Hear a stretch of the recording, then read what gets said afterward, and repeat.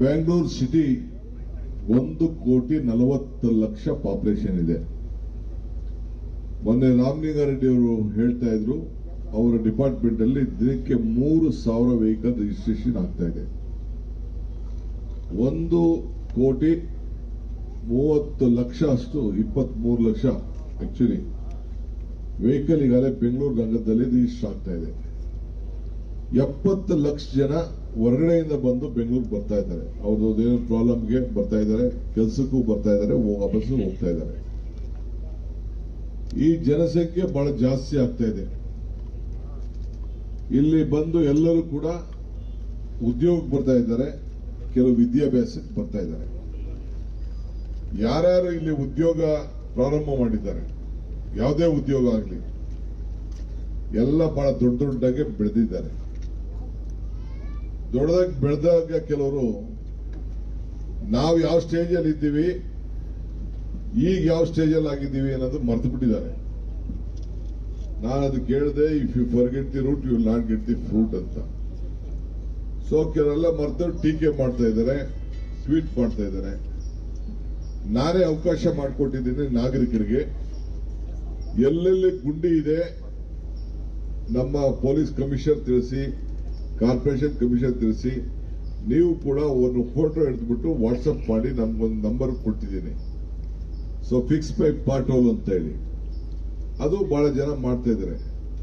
ಇಡೀ ದೇಶದಲ್ಲಿ ಎಲ್ಲೂ ಕೂಡ ಈ ರೀತಿ ಓಪನ್ ಆಗಿ ನಾಗರಿಕರಿಗೆ ನೀವು ಫೋಟೋ ಹಿಡಿದ್ಬಿಟ್ಟು ನೀವು ಕೊಡಿ ಅಂತ ಹೇಳಲಿಲ್ಲ. ಮಾಧ್ಯಮದವರು ಕೆಲವು ಕಡೆ ಅದನ್ನೆಲ್ಲ ಫೋಟೋಗಳನ್ನ ಹಾಕ್ತಾ ಇದ್ದಾರೆ. I welcome all the criticism, no problem. ಯಾಕೆಂದ್ರೆ ಅಲ್ಟಿಮೇಟ್ಲಿ ಕ್ರಿಟಿಸಿಸಮ್ ಇದ್ದರೆ ಡೆಮೋಕ್ರಸಿಗೆ ವ್ಯಾಲ್ಯೂ ಜಾಸ್ತಿ. ಹಂಗಂತ ಕೆಲವರು ಬಹಳ ವಿಪಕ್ಕಕ್ಕೆ ಹೋಗ್ತಾ ಇದ್ದಾರೆ. ಅದಕ್ಕೆಲ್ಲ ನಾನು ತಲೆ ಕೆಡಿಸ್ಕೊಳ್ಳೋಕೆ ಹೋಗುದಿಲ್ಲ. ನೀವು ಜನ ನಮ್ಗೆ ಅವಕಾಶ ಕೊಟ್ಟಿದ್ದೀರಿ, ನಿಮ್ ಸರ್ವಿಸ್ ನಾವು ಮಾಡಬೇಕು ಅಂತ. ನಾವು ಬಂದ ಮೇಲೆ 2 ವರ್ಷದಲ್ಲಿ ಬಹುಶಃ ನಾನೇನಾದ್ರು ತೀರ್ಮಾನ ಮಾಡಿದ್ದು ನೀವು ಹಿಸ್ಟ್ರಿಗೆ ಯಾರು ಹೋದ್ರೆ ಬಹುಶಃ ಯಾರು ಮಾಡ್ಲಿಕ್ಕೆ ಸಾಧ್ಯ ಇಲ್ಲ. ಅಷ್ಟು ನಾವು ಡಿಸಿಷನ್ಸ್ ತಗೊಂಡಿದ್ದೀವಿ. ಧೈರ್ಯವಾಗೂ ನಮ್ಮ ಅಧಿಕಾರಿಗಳು ನಾವೇನು ಹೇಳಿದೀವಿ ಅದನ್ನೆಲ್ಲ ಮಾಡಿದ್ದಾರೆ. ಸೊ ಪಬ್ಲಿಕ್ಗೂ ಗೊತ್ತಿದೆ, ಅಪೋಸಿಷನ್ ಪಾರ್ಟಿಗೂ ಗೊತ್ತಿದೆ. ಅಪೋಸಿಷನ್ ಪಾರ್ಟಿಗಳು ಕೂಡ ನನಗೆ ಬೆಂಗಳೂರಿನ 5 ಕಾರ್ಪೊರೇಷನ್ ಮಾಡಬೇಕಂದಾಗ ಅವರು ಕೂಡ ಸಹಕಾರ ಕೊಟ್ಟಿದ್ದಾರೆ. ಹೌಸ್ ಕಮಿಟಿ ಫಾರ್ಮ್ ಮಾಡಿದ್ದೆ, ಎಲ್ಲರ ಗ್ರೀವೆನ್ಸಸ್ ತಗೊಂಡಿದ್ದೆ, ಎಲ್ಲ ಮಾಡಿದ್ದೀನಿ. ಈಗ ಮೊದಲು 198 ವಾರ್ಡ್ ಇತ್ತು, ಈಗ 369 ವಾರ್ಡ್ ಮಾಡಲಿಕ್ಕೆ ಎಲ್ಲ ವ್ಯವಸ್ಥೆ ಆಗಿ ಈಗಾಗಲೇ ಕಾರ್ವಿಂಗ್ ಆಗಿದೆ, ಕೆಲಸ ಕೂಡ ನಡೀತಾ ಇದೆ. ಅಬ್ಜೆಕ್ಷನ್ ಹಾಕಿದ್ದಾರೆ, ಏನಾಗುತ್ತೆ ಮಾಡ್ತೀವಿ. ಸೊ 23ನೇ ತಾರೀಕು ಏಪ್ರಿಲ್ ಗವರ್ನರ್ ಅವರು ಸಿಗ್ನೇಚರ್ ಮಾಡಿದ್ರು. ಮೇ 15ನೇ ತಾರೀಕು ನೋಟಿಫಿಕೇಶನ್ ಮಾಡಿದೆ. ಸೆಪ್ಟೆಂಬರ್ 2ನೇ ತಾರೀಕು ಇದನ್ನ 5 ಕಾರ್ಪೊರೇಷನ್ಗೆ ಏರಿಯಾನ ಬೌಂಡ್ರಿನ ಫಿಕ್ಸ್ ಮಾಡಿದೆ. ಈಗ ಏರಿಯಾ ಕೂಡ ಕಾರು ಮಾಡಿದೀವಿ, ಆಗಿದೆ. ಸೊ ಇದೊಂದು ಇಡೀ ದೇಶದಲ್ಲೇ ಯಾಕೆ ಇಷ್ಟು ಜಲ್ದಿ ಇದನ್ನ ಮಾಡಕ್ ಸಾಧ್ಯ ಅಂತ ಹೇಳಿ ಎಲ್ಲ ಪ್ರಶಂಸೆಯನ್ನ ವ್ಯಕ್ತಪಡಿಸಿದ್ದಾರೆ. ಅವರೆಲ್ಲರೂ ಕೂಡ ನಾನು ಥ್ಯಾಂಕ್ಸ್ ಹೇಳ್ತೀನಿ. ಈಗ ಕೆಲಸ 5 ಕಾರ್ಪೊರೇಷನ್ ಕಮಿಷನರ್ಗಳು ಮೊದಲು ಬರೀ ಮಹೇಶ್ವರ ಒಬ್ಬರಿದ್ರು, ಈಗ ಅವರು ಜಿಬಿಗಿದ್ದಾರೆ. 5 ಕಾರ್ಪೊರೇಷನ್ ಅವರು ಕೂಡ ಈಗ ಅದೇ ಕೆಲಸ ಪ್ರಾರಂಭ ಮಾಡಿದ್ದಾರೆ. ಪ್ರಾಬ್ಲಮ್ಸ್ ಇದೆ, ನನ್ನ ಪ್ರಾಬ್ಲಮ್ಸ್ ಇಲ್ಲ, ಎಲ್ಲ ಕಡೆ ಇಡೀ ದೇಶದಲ್ಲಿ ಎಲ್ಲ ಕಡೆ ಇದೆ. ನಾವು ಇಲ್ಲಿ ಪ್ರೆಸ್ ನ ಕಂಟ್ರೋಲ್ ಮಾಡ್ತಾ ಇಲ್ಲ, ಅವ್ರಿಗೆ ಫ್ರೀಯಾಗಿ ಬಿಟ್ಟಿದೀವಿ. ನಾವು ಕ್ರಿಟಿಸೈಸ್ ಮಾಡಲಿ ಅಂತ. ಬೇರೆ ರಾಜ್ಯದಲ್ಲೆಲ್ಲ ಅದಕ್ಕೆಲ್ಲ ಆ ರೀತಿ ಅವಕಾಶ ಕೊಡಲ್ಲ.